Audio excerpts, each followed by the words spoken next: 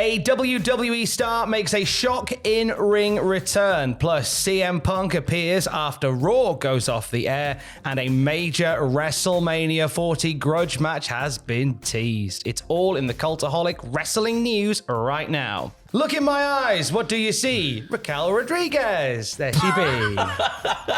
She has come back with a slightly updated look. A bit more mummy-ish, some might say. A slightly darker haircut. Her attire is more rootin' and more tootin', I would say. I believe rooting and tooting was what she went for when she went into the attire show, the attire showroom. Gave me something more rooting and tooting. Yes, Raquel Rodriguez was the final entrant in the Last Chance Battle Royal. She only went on and won the whole darn thing. Consequently, she is the final entrant into the Women's Elimination Chamber match. She celebrated backstage with Fluffy. I loved that. Which is not like some sort of little pet creature that WWE keep backstage. It's actual comedian Gabriel Iglesias. Yeah. They were great together. I love them. You can watch that on the YouTube right now. This was meant to be, I believe, for at least a brief period of time, the spot that went to Jade Cargill. Oh. That seems surprising to me because it feels like a debut match for Jade Cargill. Elimination Chamber being that match would be quite a hard one to pull off. Yeah, because obviously she wouldn't win that match. No.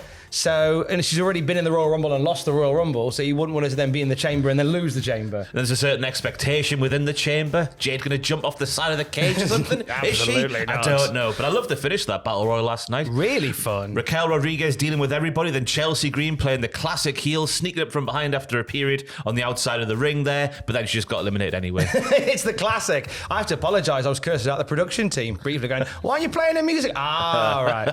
I apologise. Stand corrected.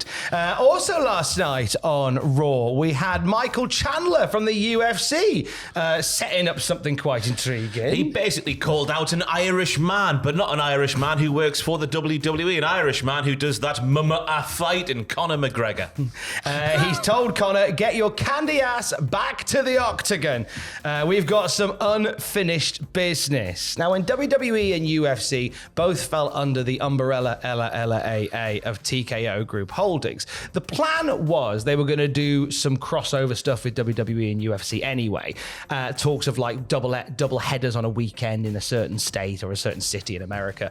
I think this might be the beginning of that. Yeah, it feels that way. It's going to be interesting because I didn't expect to see UFC, like just MMA fighters making matches on Raw. I expected maybe wrestlers to get involved with MMA people on Raw and vice versa, but to see the cross promotion, because there is a massive crossover between the two audiences, so whatever they do in terms of WWE or UFC just makes complete sense, doesn't it? Well, we had CM Punk at the last UFC show over the weekend having a chat and like on the press bit.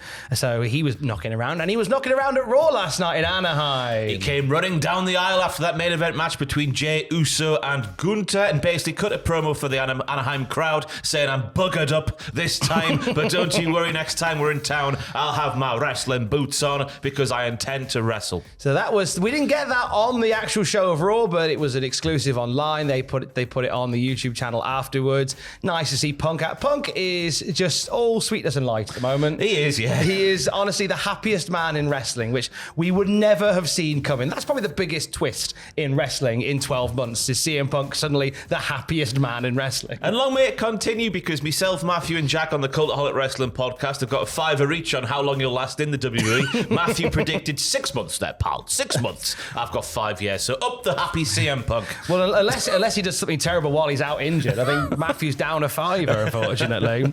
Earlier in the night, as we had Cody Rhodes lose to Drew McIntyre with help from the Bloodline getting amongst it. Drew picking up a big win over the number one contender. It knocks the wind out of you when it happens again, the Bloodline interfering in a big match. But the reveal last night of Solo Sikoa, he had like the black hoodie on, the hood was up, and he gave it the big old wha-boom! It's me! Are you surprised to see me? It's me. No. Hi, I'm the problem, it's me. We've seen it 50 times, Solo, but thank you for coming along once again. It was just fantastic that they went for the big surprise pop and expected one all the same. Solo got involved in the Drew and Cody finish, and then Jimmy got involved in the Gunther Jay finish by ringing that damn bell. A great little moment that was. Drew, by the way, going into Saturday as the bookie's favourite to win the Chamber. He should do as well. He should do as well. That's the right thing to do. But the main event of Raw was Jey Uso versus Gunter, and Jimmy Uso ringing his bell,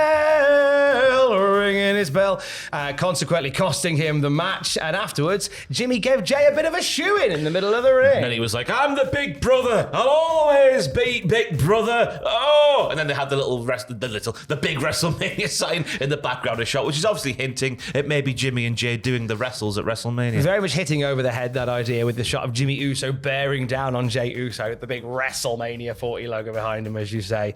Very much teasing a grudge match that has been long overdue. And I had a feeling, I think whenever we've spoke about sort of the card for Mania, Ross, I feel like we've always said that they'll somehow find a way to get Jimmy and Jey Uso back together. Yeah. And they have. There was always the worry, the fact that they were doing stuff last summer, obviously, with the big Jimmy turn, Jey getting his world title match at SummerSlam, and then how could they keep that going through to WrestleMania? And they just about bloody have done, because I still want to see it. They've kept it ticking over very nicely.